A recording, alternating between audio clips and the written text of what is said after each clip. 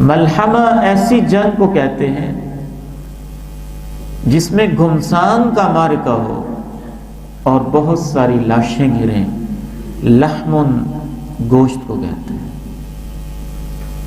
ملحمہ ایسا معرکہ جس میں لاشیں ہوں، گھمسان کا معرکہ ہو، شدت کی جنگ ہو اور سخت جنگ ہو، الکبریٰ بہت بڑی ہو۔ اسی الملحمہ الکبریٰ کو آرمیگاڈن کہتے ہیں۔ ہم اس کو اردو میں آسانی کے لیے آرمیگاڈون کہہ لیتے ہیں، ویسے آرمیگاڈن،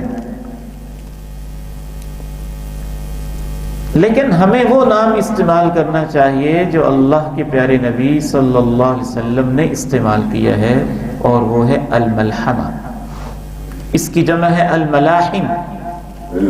باقاعدہ اس پر مستقل کتابیں ہیں محدثین کی، اور جو کتب حدیث ہیں ان میں باقاعدہ ایک چیپٹر ہوتا ہے الملاحم کا، مارکے اور جنگیں، اور اس میں خصوصی تذکرہ ہوتا ہے اس جنگ کا۔ اور یہ ایک ایسا مارکہ ہے جس کا تذکرہ اور جس کا انتظار یہودیوں کو بھی ہے اور عیسائیوں کو بھی ہے۔ تینوں مذاہب اس پر متفق ہیں۔ یہودی بھی کہتے ہیں خیر اور شر کی طاقتوں کا قیامت سے پہلے ایک بہت بڑا مارکہ ہوگا۔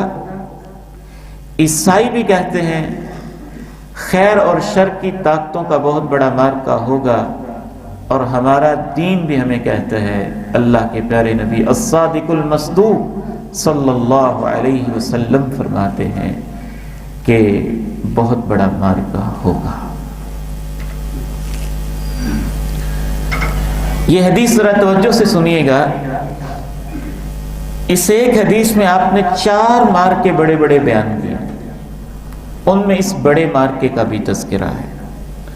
حضرت جابر رضی اللہ تعالیٰ عنہ بیان کرتے ہیں جناب نافع سے، جناب نافع کہتے ہیں کہ ہم نبی علیہ الصلاۃ والسلام کے ساتھ ایک جنگ میں شریک تھے۔ نبی علیہ السلام کے پاس مغرب کی طرف سے کچھ لوگ آئے، انہوں نے اون کے کپڑے پہن رکھے تھے،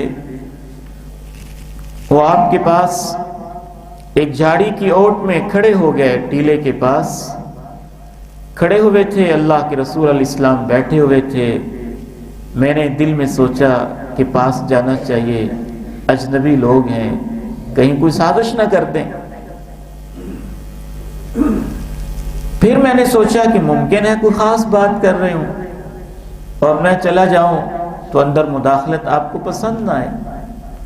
فَأَتَيْتُهُ، لیکن مجھ سے رہا نہ گیا تو میں آپ کے پاس آ گیا۔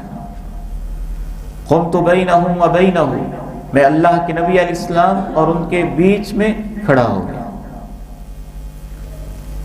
تو میں نے 4 باتیں اس موقع پہ اللہ کے نبی نے فرمائی، اور ان 4 باتوں کو میں نے یاد کر لیا، اور آج میں ان کو اپنے ہاتھ پہ گنتا ہوں۔ صحابی کہہ رہے ہیں، پہلی بات آپ نے فرمایا تغزون جزیرۃ العرب، تم جزیرہ عرب کو فتح کرو گے۔ ثم فارس، پھر فارس کو فتح کرو گے۔ ثم تغزون الروم، پھر روم کو فتح کرو گے۔ فیفتحها اللہ، اسے بھی اللہ فتح کر دے گا۔ ثم تغزون الدجال، اس کے بعد تم دجال سے جنگ کرو گے۔ فیفتحه اللہ، اس میں بھی اللہ تمہیں فتح دے گا۔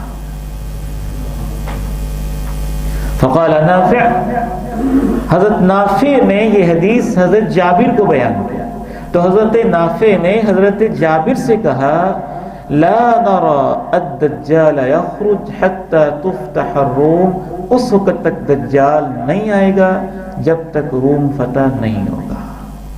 کیونکہ اس حدیث میں آپ نے ترتیب یہ بیان کی، یہ سارے ترتیب سے آپ نے بتائی ہیں۔ پہلے تم جزیرہ عرب سے جنگ کرو گے، فتح ہو جائے گا، پھر تم فارس سے جنگ کرو گے، فتح ہو جائے گا، پھر تم روم سے جنگ کرو گے، فتح ہو جائے گا، پھر تم دجال سے جنگ کرو گے اور اس میں بھی تمہیں فتح ملے گی۔ اسلامی تاریخ کی یہ 4 بڑے بڑے مارکے ہیں۔